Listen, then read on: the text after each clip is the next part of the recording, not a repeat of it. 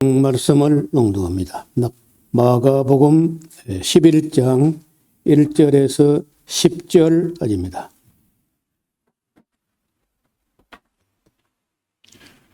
저희가 예루살렘에 가까이 와서 감람산 벳바테와 베다니에 이르렀을 때 예수께서 제자 중 둘을 보내시며 이르시되 너희 맞은편 마을로 가라. 그리로 들어가면 곧 아직 아무 사람도 타보지 않은 나귀 새끼에 매여 있는 것을 보리니 풀어 끌고 오너라. 만일 누가 너희에게 왜 이리 하느냐 묻거든 주가 쓰시겠다 하라. 그리하면 즉시 이리로 보내리라 하시니 제자들이 가서 본즉 나귀 새끼가 문 앞 거리에 매여 있는지라. 그것을 보니 거기 섰는 사람 중 어떤 이들이 가로되 나귀 새끼를 풀어 무엇 하려느냐 하매 제자들이 예수의 이르신 대로 말하는데 이에 허락하는지라. 나귀 새끼를 예수께로 끌고 와서 자기들의 겉옷을 그 위에 걸쳐두매 예수께서 타시니 많은 사람들은 자기 겉옷과 다른 이들은 밭에서 벤 나뭇가지를 길에 펴며 앞에서 가고 뒤에서 따르는 자들이 소리 지르되 호산나 찬송하리로다. 주의 이름으로 오시는 이여 찬송하리로다. 오는 우리 조상 다윗의 나라여 가장 높은 곳에서 호산나 하더라.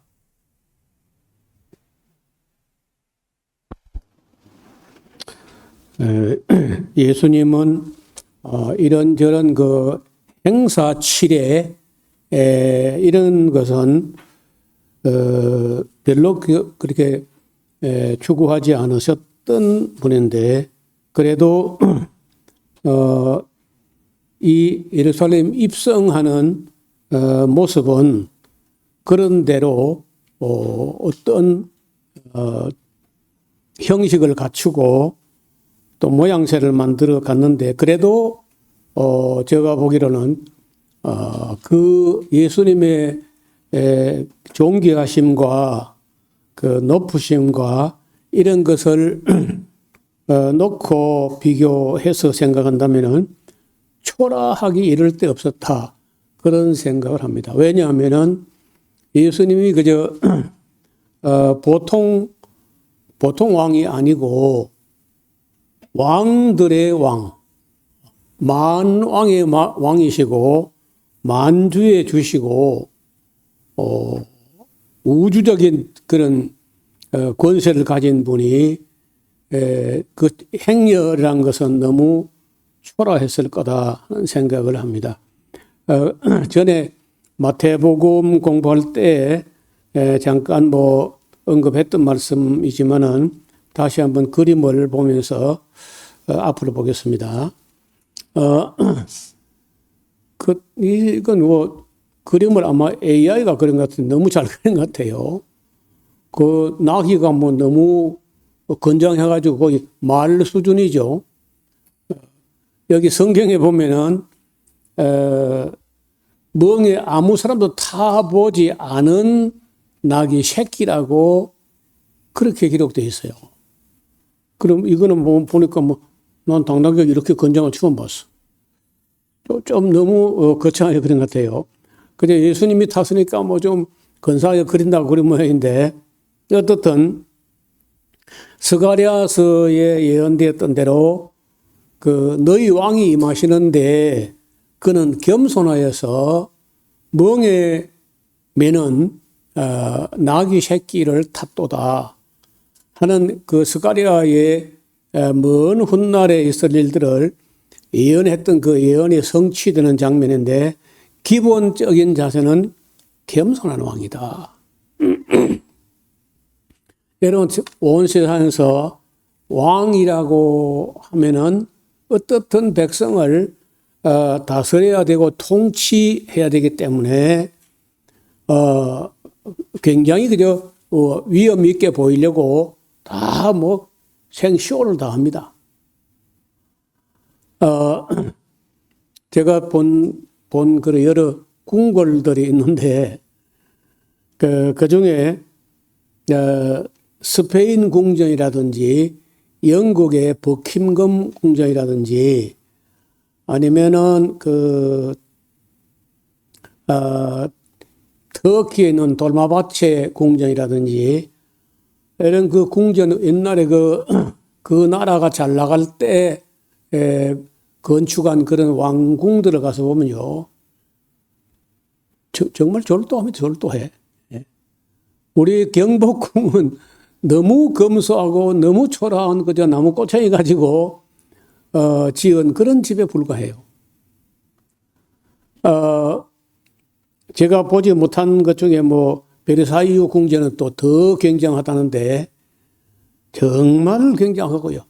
그리고 이제 또 하나 본 거는 지금 현재 이란, 옛날 페르시아 남부 시라지에 가면은 페르세폴리스라고 하는 그 어마어마한 궁전이 있습니다.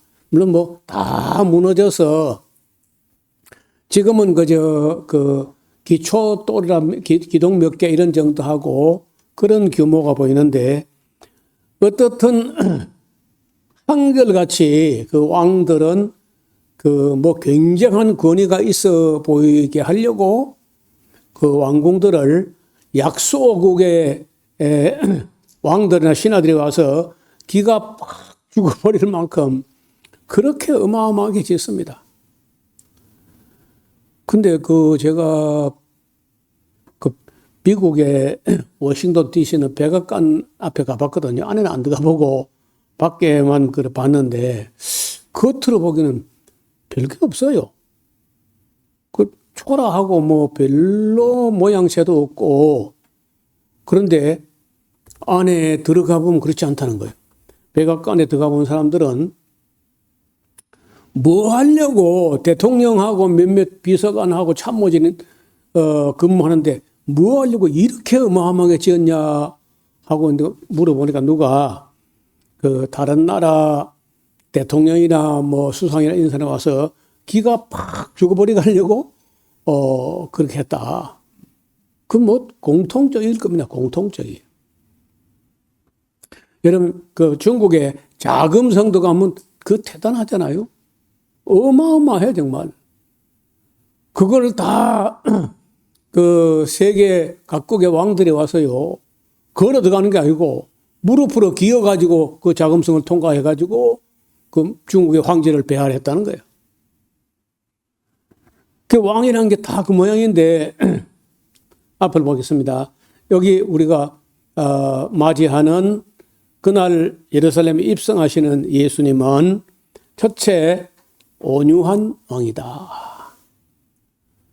겸손의 왕이다. 그래서 이 예수님께서 제자들 불러가지고 말씀하실 때 나는 마음이 온유하고 겸손하니 내 멍에를 메고 내게 배우라.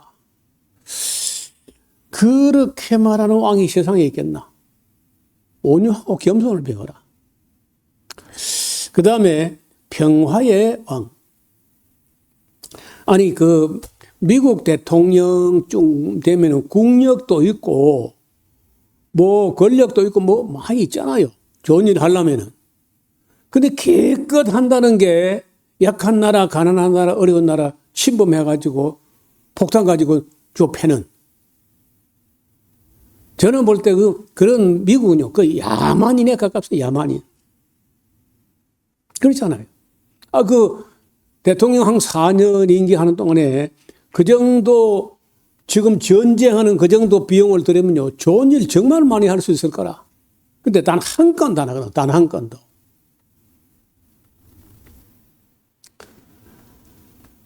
참 끔찍한 일이야. 평화의 왕이다. 그리고 파멸하고 사람을 죽이는 왕이 아니고 구원의 왕이시다.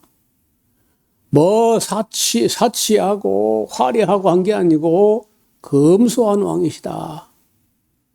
예수님은 평상복, 만왕의 왕이시고 만주의 주시라도 평상복을 입고 서민 대중들과 함께 그렇게 지내시고 검소하게 해서 왕 중의 왕이고, 그리고 일반 왕이라 해봤자 뭐 보통 40년, 뭐 한 30살부터 70세까지 간다 할지라도 40년. 뭐 대통령 하면 보통 4년에서 8년. 그걸 가지고 그 한 줌도 안 되는 권력을 가지고 그렇게 뻐기고 교만을 떨고 하는데 예수님은요 영원한 왕이야. 영원한 왕. 그리고 능력으로도 뭐 아시는 대로 예수님은 전능한 왕이에요. 뭐 능치 못한 일이 없는 전능한 왕이시죠. 그리고 한 나라의 이스라엘의 왕 이런 게 아니고 유대인의 왕 이런 게 아니고 알고 보니까요 만국의 왕이고 만왕의 왕이야. 만민의 왕이고 만국의 왕이고 영원한 왕이야. 그런데 뭘로 통치하시냐? 사랑으로 그리고 은혜로 진리로 이렇게 통치했다는. 여러분 여기 오늘 예루살렘에 입성하시는 예수님, 그 왕으로 입성하시는 예수님이 어떤 왕이신가? 제가 오늘 뭐 더 언급할 수 있지만은 가장 크게 주목해야 될 만한 부분이 여기 12가지의 예수님의 왕 대신 만왕의 왕, 만주의 주, 영원한 왕이시면서 어떠한 모습으로 통치하셨느냐. 온유하고 겸손하게, 그리고 검소하게, 평화의 왕으로 구원을 베푸시고 사랑과 은혜와 진리로 통치하시는 그런 왕이셨다. 저는 오늘 저녁 이 설교를 준비하면서 우리가 섬기는 우리의 영원한 왕이신 예수님이 얼마나 멋진 분인가. 근데 얼마나 검소하고 얼마나 뭐 심하게 말하면 초라할 정도로 검소하게 사셨다는 거예요. 제가 가끔 뭐 언급하는 우루과이의 대통령이었던 호세 무이카. 진짜 대통령인데 작업복 차림으로 잠바 차림으로 35년 탄 폭스바겐 비틀, 구형 비틀 35년 넘어 탄 차를 선수 운전하시고 대통령궁을 노숙자들에게 다 양보하고 자기는 자기 농가주택에서 출퇴근하는 그건 정말 예수님 닮은 대통령이었어요. 그 다음에 베트남의 호치민 돌아가셨는데 입고 갈아입은 옷 2벌 정도 하고 자동차 타이어 잘라 만든 샌들 한 컬레 슬리퍼 그 재산 다야. 재산이라는 재산을 모조리 다 해가지고 젊은 엘리트 청년들을 해외 유학을 보내. 나라 통일은 우리가 다 해놓을 테니까 너희들 가서 숨어 있다가 공부하고 있다가 우리가 통일해놓고 돌아와서 이 나라를 섬겨라. 그렇게 했다는 거예요. 여러분 아직도 안 읽어보시면 호치민 평전이 여러 버전으로 나와 있는데 한번 읽어봐요. 미군들이 베트남에서 호치민 상대로 10년 이상 싸웠는데 미국 군인들 중에 제정신인 사람들이요. 자기 적국의 지도자 호치민을 존경하지 않은 미국인이 없었다 할 정도로 훌륭한 분이에요. 여러분, 그래서 우리가 역사를 볼 때는 역사는 사람 이야기잖아요. 사람. 그 사람들 중에 정말 멋진 그런 사람들이 있었다는 거예요. 많지는 않지만은 있었다는 거예요. 근데 그 모든 누가 아무리 훌륭하다 할지라도 예수님 같은 분은 없는 거예요. 예수님은 영원한 왕이시고 전능의 왕이시면서도 온유하고 겸손하고 그리고 검소한 그런 모습으로 보여주셨습니다. 그래서 적어도 예수님을 제대로 믿은 대통령이나 왕이거나 하면요. 그렇게 그들먹거리면 안 돼. 예수님께 배웠으면 그대로 해야지. 그렇게 한다고 누가 무시하는 거 아닙니다. 여기 들어오실 때 사람들이 종려나무 이 가지, 이파리 이런 걸 들고 이거 종려나무인데 이런 걸 가지고 막 환영을 했다 그러는데 시편 92편 12절에 의인은 종려나무 같이 번성하며 레바논의 백향목 같이 발육하리로다. 여러분 이 종려나무가요 얼마나 오래 사느냐 하면요 한 100년에서 150년 정도 살아요. 그리고 병이 없습니다 거의. 이거 이파리 가서 만져보면요 플라스틱보다 더 뻣뻣해. 그 무슨 병균이나 뭐 달라붙어가지고 감당이 안 될 정도로 강하고 요 잎자루를 잘라낸 게 청청이 이게 벌써 이제 연수를 기록하는데 이 한 청 잎을 잘라냈을 때마다 한 해에 한 나무가 그 건장하고 정상적인 그런 종려나무는요 그 대추야자라고 하는 그 맛있는 꿀 같은 맛있는 우리나라 같으면 꼬감하고 대추를 한테 보탠 것 같아요. 그렇게 맛있어요. 그런데 얼마나 나오냐? 한 나무에서 150kg. 우리가 보통 뭐 70kg, 우리 몸무게 70kg 정도인데 두 사람 몸무게만큼이나 한 나무에서 나온다고. 아니 사람이 주워 달아도 이렇게 못 달 거라. 이렇게 많이 달려요. 그러니까 하나님의 선물 중에 이렇게 값진 선물이 없는 거라. 종려나무는 강인하고 억시입니다. 척박한 땅에도 더위도 이기고 가뭄도 넉넉히 이겨내는 거예요. 수명은 100년에서 150년, 200년까지 산 것도 있어요. 한 번은 종려나무 씨앗이 오래된 건물 밑에서 발견됐는데 대충 계산해 보니까 2000년 된 그 씨앗이 2000년 된 씨앗이 이거 심으면 싹이 나올까 하고 심은데 싹이 났다는 거예요. 내가 어디서 읽은 대로는 연꽃 씨앗을 1000년이 넘은 연꽃 씨앗을 심었는데 싹이 났다는 거예요. 여러분 그 하나님이 만든 씨앗이라는 그 개념요 신비하게 이럴 데 없는 거라. 그리고 한 10년 정도부터 한 15년 정도 되면은요 그때부터 왕성하게 열매를 거두게 합니다. 환경이 좋고 집약적인 관리가 이루어진다면 한 나무에서 최대 150kg 수확이 가능하다는 거예요. 열매와 잎과나무를 다 활용할 수 있는 유익한 나무입니다.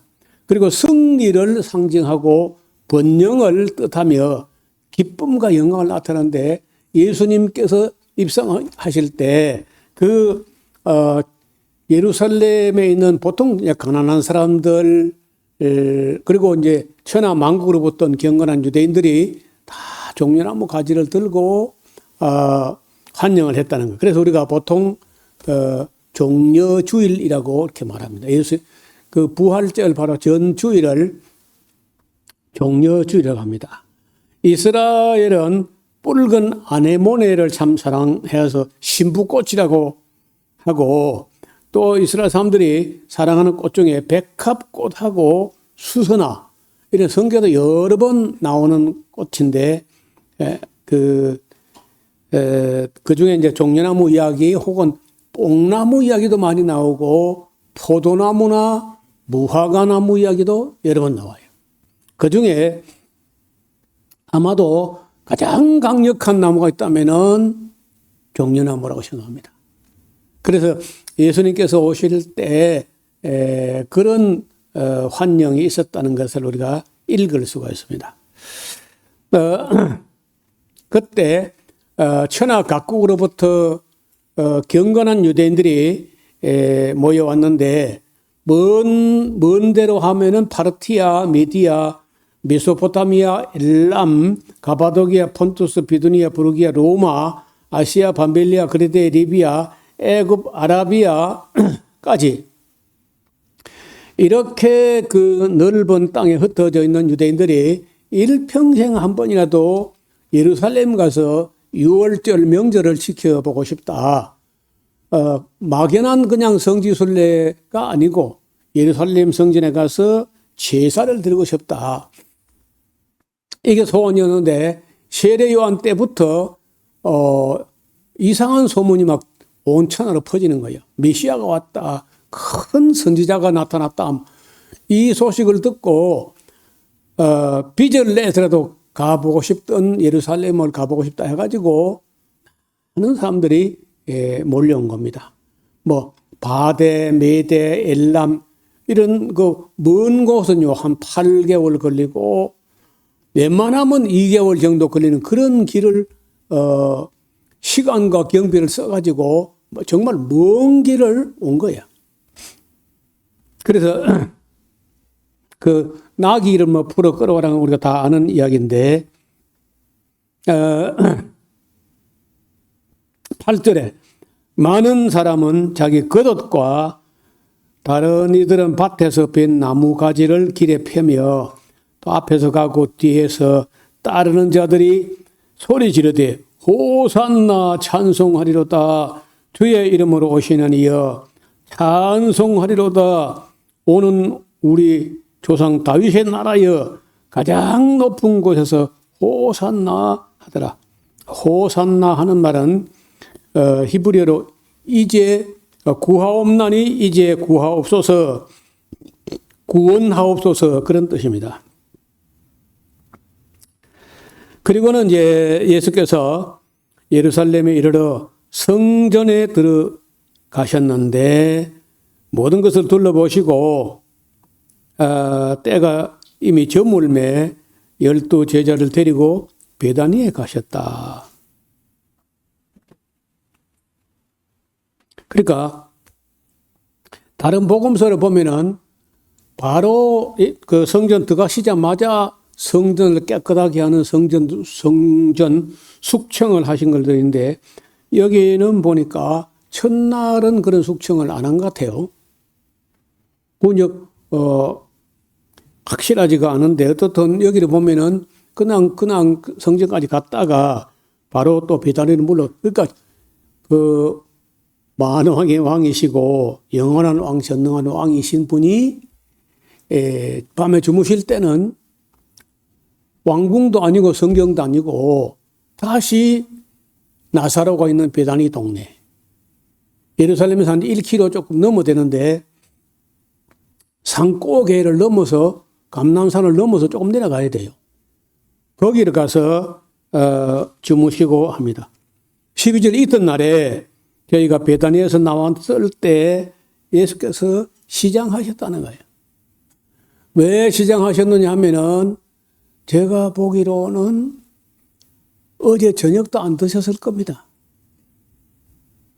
그 마리아, 마르다, 나사로 집에 12 제자와 함께 또 몇몇 여인들과 함께 가서 저녁에 잠자리 씻어지는 것도 미안한 일인데 그 많은 사람들이 가서 저녁 식사를 하지 않고 조금 늦게 가서 밖에서 먹고 갔다 이렇게 했을 것이고 또 그 이튿 아침에 마르다가 아마도 라비어 조반 곧 준비됩니다. 조금만 기다려서 했을 때 아마도 예수님께서 제자를 거느리고 나오셨을 거라. 열댓 명이나 되는 사람이 그 집에서 어떻게 한 달 양식 다 날아가 버릴 텐데, 거덜날 텐데. 그러니까 예수님이 시장하신 거요. 어제 저녁도 안 드셨고, 오늘 아침도 안 드시니까 시장한 거지.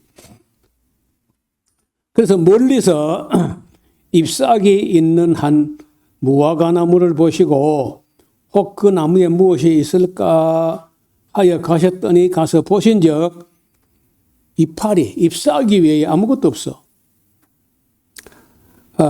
또 이때는요, 무화과의 때가 아닙니다. 그건 좀 말이 어렵죠. 그 무화과의 생리를 알아야 이 말을 이해할 수 있는데, 지금 우리 여기 현관문 열고 나서면 왼편에 구석지에 아시는데 무화과나무 한 나무 있어요. 근데 거기에 지금 가보면요. 무화과가 벌써 이만한 게 4개인가 있습니다. 이만하면 누가 따먹을 텐데. 그 4개는 작년에 맺힌 열매야. 가지 눈 속에 있다가 봄이 오면 이파리 움도 안 나와서 열매부터 쑥 내밀어요. 그래가지고 이제 그거 내 생각에는 한 달 정도 있으면 이제 6월쯤 되죠. 6월 말쯤 되면요. 이 떠머리 커지면서 익어요. 그 굉장히 맛이 있습니다. 그리고 이제 올해도 내먹게 틀리면서 보니까. 예. 그리고 이제 제철 무화과는요. 그리고 나서 새로 지금 콩알만큼도 안 되고 지금 금년에 이렇게 새로 생긴 열매가 있어요. 그래서 그거는 가을에 가서 달리는데 아까 말씀드린 그 작년 꽃눈에서 나온 거는 대체로 크면서 맛이 있으면서 몇 개 안 되고 가을에 제철 무화과는요. 철이 아니라 한데 제철에 나오는 거는요. 그 양이 엄청나게 그야말로 나무 앞뒤 뺑뺑뺑뺑 다 돌려서 열매 달려요. 무화과라는 게. 그러니까 그 때는 제철이 아니니까 무화과가 유진한 가지를 다니 그거는 없는 거고 지금 뭐가 있었냐면요. 작년 꽃눈에서 봄 되자마자 바로 내미는 이런 큰 무화과. 그거는 있어야 되는 보통 그거는요. 희한하게 한꺼번에 나오지도 않습니다. 이상하게요. 오늘 따먹고 어제 시퍼런 것 같았는데 한 이틀 있다 가면 또 이거 있어 이만한 게 또. 그래서 우리 여기 이제 경상도 정도는 좀 어렵고 저기 고흥반도나 해남이나 제주도쯤 되면은 그렇게 됩니다. 그러니까 이 크게 익는 이 제철 무화과 아닌 이 무화과는 작년 꽃으로 나온 거는요. 굉장히 크고 맛있고 한꺼번에 익지 않고 신압으로 계속 나와요. 그러니까 내가 볼 때 하나님께서 그 무화과를 디자인 하신 것은 아시는 대로 그 지역 길이 사막이나 빈들처럼 먼 길 여행하다 보면 길가에 널브러진 게 무화과 나무인데 아무 때나 일단 이파리만 무성하다면은 무화과 나무는 열매가 있어요. 그거는 무화과를 아는 사람 다 아는 얘기야. 이파리만 무성하다면요. 많지는 않아도 단 몇 개라도 있습니다. 그 크고 맛있는 게. 그게 길 가는 사람에게는 정말 허기를 달랠 만큼 그런 큰 무화과인데 그거라도 그래도 한두 개는 안 있겠나 하고 예수님께서 너무 시장하시니까 가서 무화과를 보셨다는데 이파리 왜 아무것도 없다. 그래서 이제 학자들이 이런 말을 합니다. 그게 바로 입만 종교적 이파리만 무성하고 선한 열매가 아무것도 없는 유대 나라를 상징하는 그런 사건이었다고 해석들을 합니다. 그럴 수 있죠. 예수께서 나무에게 일러 가라사대 이제부터 영원토록 사람이 내게서 열매를 따먹지 못하리라 하시니 제자들이 그걸 들었어요. 그래 아마 제자들이 예수님께서 배가 많이 고프셨는가 보다. 화가 많이 나셨는가 보다. 그러고 지나갔습니다. 저희가 예루살렘에 들어가는데 예수께서 성전에 들어가서 성전 안에서 매매하는 자들을 내어 쫓으시며 돈 바꾸는 자들의 상과 비둘기 파는 자들의 의자를 둘러 엎으시며 아무나 기구를 가지고 성전 안으로 지나다니면 허락지 아니하시고 이에 가르쳐 이르시되 기록된 바 내 집은 만민의 기도하는 집이라 칭함을 받으려 하지 아니하였느냐. 너희는 강도의 굴회를 만들었도다 하심에 대제사장들과 서기관들이 듣고 예수를 어떻게 멸할까 하고 꾀하니 이는 무리가 다 그의 교훈을 기이 여김으로 그를 두려워함이었더라. 또 매양 저물매, 매양 늘 하던 대로 또 저물매 성 밖으로 나가더라. 뭐 보나마나 또 베다니로 갔겠죠. 그리고는 저희가 그 이튿날 또 아침에 지나갈 때 무화과나무가 뿌리로부터 마른 것을 보고 베드로가 생각이 나서 여쭤되 라비야 보소서 저주하신 무화과가 말았나이다.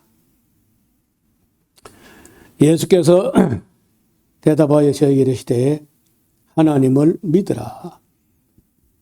내가 진실로 너희에게 이르노니 누구든지 이 산들을 들리어 바다에 던지우라 하면 그 말하는 것이 이룰 줄 믿고 마음에 의심치 아니하면 그대로 되리라. 그러므로 내가 너에게 말하노니 무엇이든지 기도하고 구하는 것은 받은 줄로 믿으라. 그리하면 너에게 그대로 되리라. 이 믿음의 법칙이라는 건데 서서 기도할 때 아무에게나 혐의가 있거든 용서하라. 그리하여야 하늘에 계신 너희 아버지도 너희 허물을 용서하여 사하여 주시리라 하셨더라. 그러니까 대부분 우리가 기도가 응답 안 되고 하는 건요, 남을 용서해야 될 텐데 용서하지 않아서 그런 경우가 많다는 거예요. 27절 저희가 다시 예루살렘에 들어가는데 예수께서 성전에서 걸어 다니실 때 대제사장들과 서기관들과 장로들이 모여서 가로되 무슨 권세로 이런 일을 하는 거요? 누가 이런 일할 권세를 주었느냐? 이렇게 이제 따지는 거예요. 예수님께서 하신 일이 좀 무례하다. 이렇게 이제 대들고 시비를 걸어왔는데 예수님께서 그대로 대답을 안 해요. 나도 한 말을 너에게 물을 텐데 대답해봐. 그리하면 나도 무슨 권세로 일을 한지 이르지. 자, 세례 요한의 세례가 하늘로서 온 것이냐 사람에게서 온 것이냐 대답해봐라. 저희가 서로 의논하여 가로되 만일 하늘로서라 하면 어찌하여 저를 믿지 않고 세례 안 받았느냐 할 것이니 또 그러면 사람에게서라 할까 하여서나 모든 사람이 요한을 참 선자로 여기므로 제가 백성이 무섭다. 이래가지고 이에 예수께 대답하여 그러되 우리가 알지 못하노라. 모르겠대. 하니 예수께서 가라사대 나도 무슨 권세로 이런 일을 하는지 너에게 이르지 아니하리라 하셨습니다. 피장파장이죠. 근데 아니하리라고 예수님께서는 대답 안 해도 뭐 똑같아. 너희도 대답 안 했잖아. 근데 그 말고 그 묻는 걸 대답하는 게 아니고 그 다른 대답을 해요. 그 이야기가 12장에 나오는 거예요. 예수께서 이렇게 합니다. 저에게 비유로 말씀하시는데 야, 한 사람이 말이야 포도를 만들고 산 울타리로 두르고 즙자는 그 자리를 파고 망대를 짓고 농부들에게 소작으로 세로 주고 타국에 갔다가 왔어. 때가 이르면 농부들에게 포도원 소출을 얼마나 받으려고 한 종을 보냈지. 저희가 종을 잡아 심히 때리고 거저 보냈어. 다시 다른 종들을 보냈더니 그의 머리에 상처를 내고 능욕했다니까. 또 다른 종들을 보내니 저희가 그를 죽이고 또 그 외에 많은 종들도 혹은 때리고 혹은 죽인지라. 그런데 오히려 한 사람이 있는데 종들 말고 곧 그의 사랑하는 아들이라 최후로 그 아들을 보내며 그러되 그 저놈들이 내 아들은 공경하지 않겠나 하였더니 저 악한 농부들이 말이야 서로 말하되 야 이건 상속자니까 자 죽이자. 그러면 아예 그 유업이 우리 것이 되리라 하고 이에 잡아 죽여 포도원 밖에 내어 던져버렸다. 포도원 주인이 어떻게 하겠느냐? 와서 그 농부들을 진멸하고 포도원을 다른 사람들에게 주리라. 너희가 성경에 건축자들의 버린 돌이 모퉁이의 머릿돌이 되었나니 이것은 주로 말미암아 된 것이요 우리 눈에 기이하도다 함을 읽어보지 못하였느냐 하시니라. 그 말을까지 더 보다가 저희가 제사장들, 서기관들, 바리새인들이 예수의 이 비유는 자기들을 가리켜 말씀하심인 줄 알고 잡고자 하되 무리를 두려워하여 예수를 버려두고 갔다는 거예요. 그러니까 대답을 하지 않겠다고 하면서도 묻는 대답보다 더 무시무시한 대답을 한 거죠. 그랬더니 또 바리새인들이 이게 바로 자기들 보고 한 말이라는 걸 알아들었다는 거예요. 그러면요, 우리가 정말 잘못하고 있었구나. 그러니까 깨닫고 회개할 생각하지 않고 그렇게 말하는 예수를 잡으려고 했다. 이게 세상이라는 거예요. 세상만 그러니까 교회도 그래. 바른 말 하면요, 잡아 죽이려고 그럽니다. 거짓말이나 악을 같이 행하면 다 함께 기뻐하고, 바른 말 하거나, 하면은요, 잡아 죽이려는 거예요. 교회도 그래, 교회도. 노회도 총회도 그러면 그래. 설마 노회가 그러고 총회가 그럴 리가 있나? 여러분이 총회나 노회를 안 가봐서 그래. 네, 한 가지 더 이야기를 합니다. 저희가 예수의 말씀을 어떻게 꼬투리 잡으려고 하여 바리새인과 헤롯 땅 중에서 사람을 보내매 와서 선생님이여 우리가 아노니 당신은 참되시고 아무래도 꺼리는 일이 없으시니 이는 사람을 외모로 보지 않고 오직 참으로서 하나님의 도를 가르치시는 것입니다. 가이사 로마 황제에게 세를 바치는 것이 가하니까 불가하니까. 우리가 로마 황제에게 세를 바칠까요 말까요? 한데 예수께서 외식함을 아시고 이러시되 어찌하여 나를 시험하느냐. 데나리온 하나를 가져와봐. 그리고 내게 보여봐. 가져오니까 예수께서 가라사대 자 여기에 이 화상 그림과 이 글이 네 것이냐. 그랬더니 가이사의 것이지요. 예수께서 가라사대 그래 가이사의 것은 가이사에게 하나님의 것은 하나님께 바치라 하시니 저희가 예수에 대하여 감히 심히 기이 여기면서 감히 더 물어보지도 못합니다.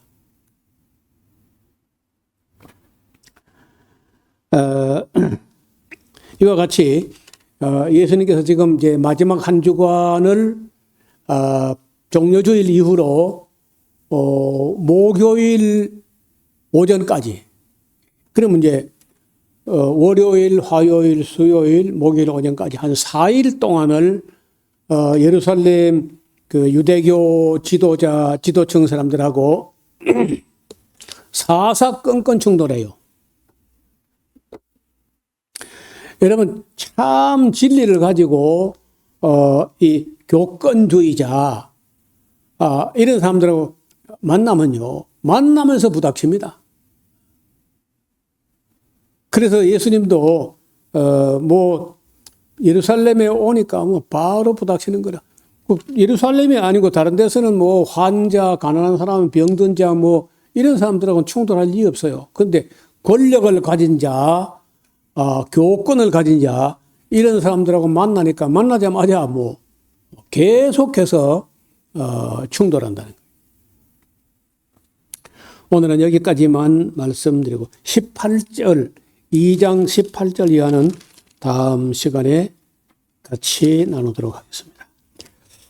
하나님 아버지 오늘도 예수님께서 만왕의 왕이시며 만주의 주가 되시고 영원한 권세와 전능하신 능력으로 그러면서도 온유하고 겸손한 왕으로 입성하셨는데 그러자마자 바로 교권주의자들과 충돌하는 그런 모습을 우리에게 보여주었습니다.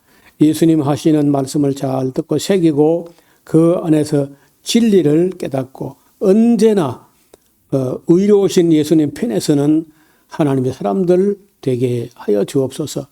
우리가 세상의 권력이나 교권주의자들 편에 서는 것이 아니라 진리의 편에 하나님 편에 항상 굳게 서서 흔들리지 않는 우리 모두가 되게 하여 주옵소서. 예수님 이름으로 기도하옵나이다. 아멘.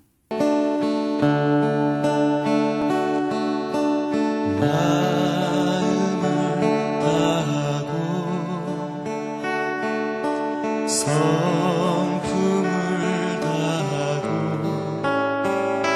힘을 다하여서 여호와를 사랑하라. 내게 준 계명을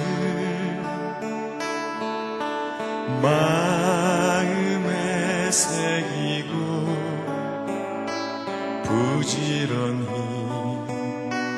부지런히 이웃에게 전하여라. 그러면 내가 짓지 않은 큰 집을 주리라. 내가 심지 않은 과실을 먹게 하리라.